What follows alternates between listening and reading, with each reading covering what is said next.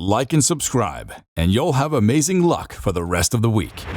Hello, my friends. America barely acknowledges the existence of breeding farms. How much more the injustice perpetrated there.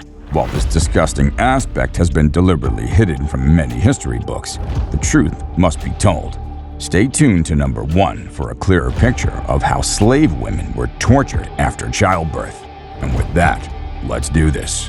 Enslaved women were breeding machines. In 1808, the U.S. enacted a law prohibiting the importation of slaves into the country. This meant a limited supply of workers across the booming economic cities.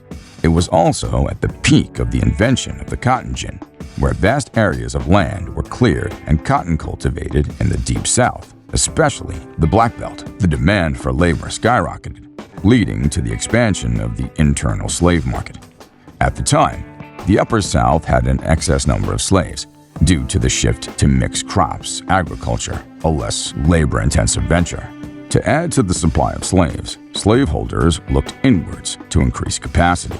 One way to ensure that was to exploit fertile slave women.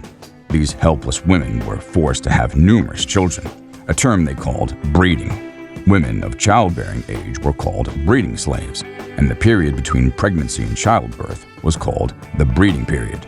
Slave owners bred their slaves to produce more workers.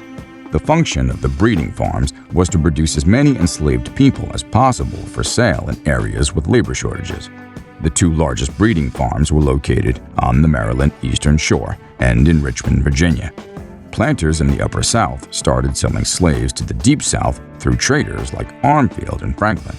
The Ohio River and the Kentucky were major slave markets and ports for shipping slaves by the Mississippi. Offspring produced were separated from their families and sold.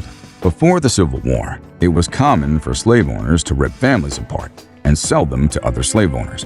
Rape wasn't the only injustice done to women in breeding farms. One of the worst things was separating a mother from her child after birth. And you know what's worse? The federal government kept these going with the fugitive slave laws and other rules that defined African Americans as property that enslavers could handle however they wanted. Most U.S. policies assumed that family was less important to people of color and that the people involved were less than human. To justify tearing families apart, the government first dehumanizes the target group, particularly African Americans, Central Americans, and Native Americans. Slaves went to any length to keep their families together, but there was a limit to what they could do. It was an abomination to be barren. It was considered more advantageous to be male than female during this time, as being perceived as barren could have significant consequences. Young women who were unable to conceive were at risk of being separated from their families, and they might even face additional labor as a form of punishment. In cases where a married couple didn't have children after a few years, slave owners would compel either the husband or wife to take a new partner. Unfortunately, the concept of infertility wasn't well comprehended at the time, and slaveholders often had difficulty accurately assessing a woman's potential to have children. In the early 19th century, slaveholders sought various explanations for the inability of childless women to give birth.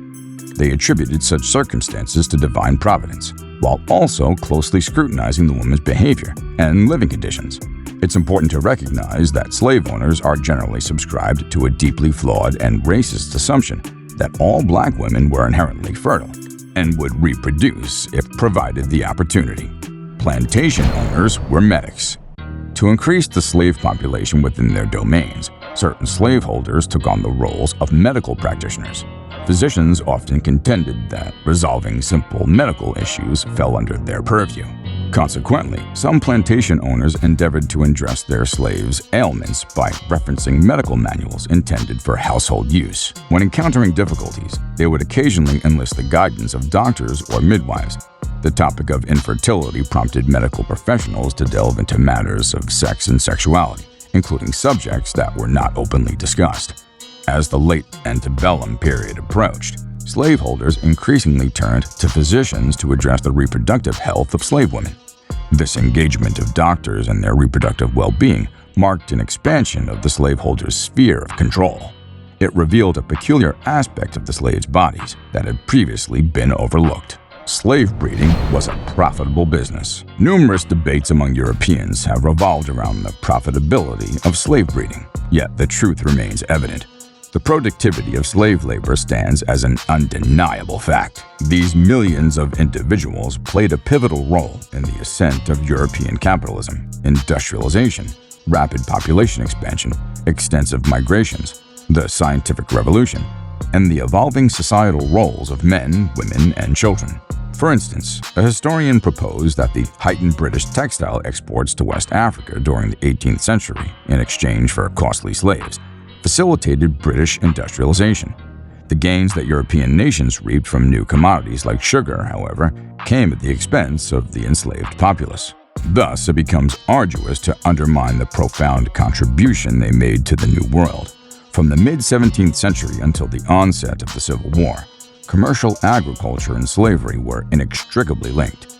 During this era, slaves cultivated tobacco in Virginia and the Carolinas. They produced sugar on the Caribbean islands and grew rice in the lowlands of Georgia and South Carolina.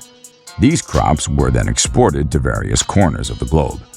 The argument surrounding the contribution of slaves stems from the fact that neither Southerners nor Northerners were primary consumers of the fruits of the slaves' labor.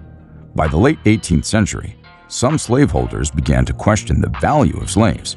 The dwindling tobacco lands and declining crop prices transformed once prized slaves. Enslaved women who were good breeders were treated better.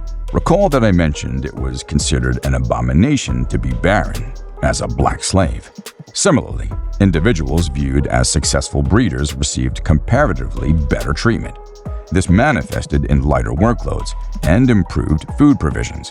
The master's motivation was to maintain their health and strength for their reproductive role. Those who were fortunate experienced long periods of recovery and were permitted to spend time with their infants before the babies were eventually auctioned off at a young age. This cycle persisted for breeding women until they reached an age where further childbirth wasn't feasible. Unfortunately, many of these women often succumbed to childbirth-related complications due to the strain on their bodies from frequent pregnancies. Conversely, enslaved women who became pregnant but weren't designated as breeders received minimal or no care. They were expected to continue their tasks and toil from sunrise to sunset, even while dealing with morning sickness. Women who served as personal slaves had relatively better circumstances, yet they remained subject to the demands of their slaveholders. Midwives used homemade remedies. Some fortunate women who were part of breeding programs had access to doctors who attended to their needs. However, others had to rely on midwives or fellow female slaves for assistance during childbirth. Midwifery skills were often transmitted from mother to daughter, or from an older sibling to a younger one. Male midwives weren't common, as they were usually engaged in other tasks. These midwives primarily employed homemade remedies, special concoctions, and compresses derived from plants and herbs. Competent midwives provided their services to multiple households in exchange for payment, attending to both slaves and white women, which proved to be a lucrative source of income. Tragically, it was frequent for slave women to lose their lives during childbirth. While factors such as inadequate nourishment and excessive labor played a significant role, slave masters held differing views. They contended that slave women received better care compared to impoverished white women, despite the fact that mortality rates remained lower among the latter. Slave mothers were given little or no time to recuperate after birth.